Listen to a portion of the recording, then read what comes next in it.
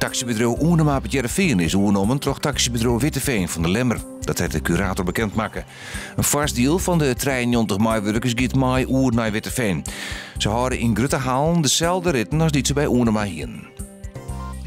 De dochter van een ouder stel die Dantenbediel staat met haar dochter, omdat haar ouders de thuiszorg door de hervorming in de zorg kwijt te rijden.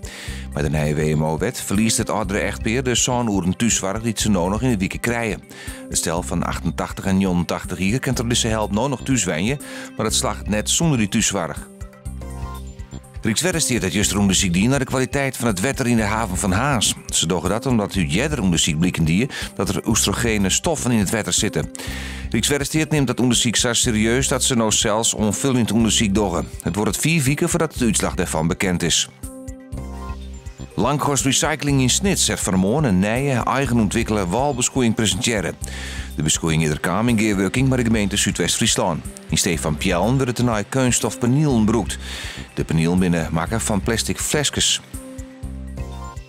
Jon en vannacht kwam het oude naar een gratis strijden. Er is kans op frostende groen en op mist.